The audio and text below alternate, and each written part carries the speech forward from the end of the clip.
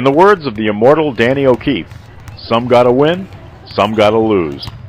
But this good time Charlie's got the blues because one of our local teams really took it on the chin Monday night in the MIAA Girls Basketball Tournament. Hello everyone, I'm Mark Farinella of the Sun Chronicle, reporting to you from the ASAF Fieldhouse at Massasoit Community College in Brockton, and this is another edition of the Hoop Report, one that I wish could have been an awful lot happier. The scene was the semifinal round of the Division I South playoffs, pitting 4th-seeded Bishop Feehan with an 18-4 record against top-seeded Braintree coming into the game at 21-1. And unfortunately, there's just no pleasant or comforting way to tell you what happened. So, let's get the bad news out of the way right off the bat. The final score, Braintree 51, Bishop Feehan 19. Yes, 19 points by a team that was averaging close to 70 points a game entering the tournament. Maddie Jolin was Feehan's leading scorer with 8 points, and only 3 other Shamrocks made the scoring column.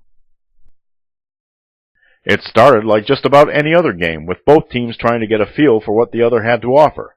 The Shamrocks played some good defense, forced Braintree into bad shots, and got rebounds to keep the score close over the first 6 minutes, even though they were having trouble getting their transition offense going. But Braintree put it together at the end of the first quarter and ran off 6 straight points, including this shot by Mary Reagan off Bridget Herlihy's feed. That became a 22-0 run, as Braintree kept Feehan off the scoreboard for a full 10 minutes spanning the first and second quarters.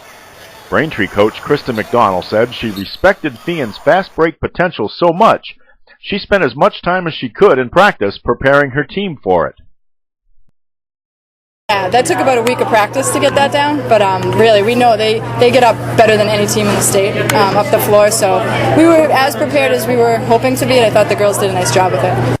The halftime score was an unthinkable 31-6 in Braintree's favor. Now, I admit to being the eternal optimist. After all, 3 years ago on this very same court, I saw the Mansfield girls recover from a 19-point halftime deficit and eliminate Newton South from the tournament. But 25 down to this Braintree team? It looked like a pretty tall order for the Shamrocks. Sophomore center Lauren Manis tried to get her team going with 4 straight points, blocking out the distractions of the Braintree student section in the process.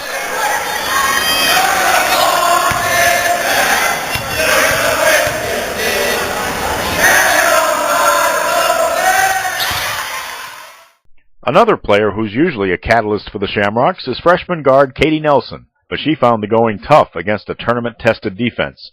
Nelson was held scoreless in the game, only the 3rd time in her impressive debut season that she didn't score in double figures. There was no getting around it. This was a bitter defeat.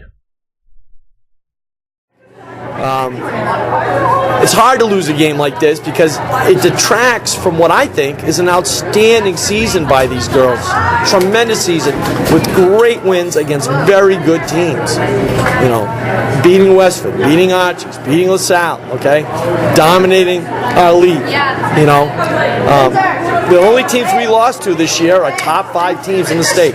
Medfield, Westford, and this team here. And we just didn't come out, and that's on me. That's my responsibility, and we didn't get a job done. But we'll be back, and I can't say enough about our wonderful seniors who are done. Katie Mack and Lauren Donahue and Brenna Legason. There are 3 do-or-die games on the docket for Tuesday night. The Mansfield boys, 3rd-seeded in the Division I South bracket, will travel to UMass Boston for the highly anticipated semifinal against 2nd-seeded Catholic Memorial. Game time at the Clark Athletic Center is 7:45 p.m. In the Division II South boys semifinal, it's top-seeded Bishop Feehan against the upset specialists of the section, 12th-seeded Milton. That battle taps off at 7 o'clock at Brockton High School. And the last girls standing in the area are the Foxborough Warriors of Coach Lisa Downs. The 13th-seeded team in the Division II South field, Foxborough will be taking on top-seeded and undefeated Duxbury at Massasoit Community College. Game time is 7:45. I'll be heading to UMass Boston for the Mansfield game, and you'll see all the details in the next edition of the Hoop Report. See you then!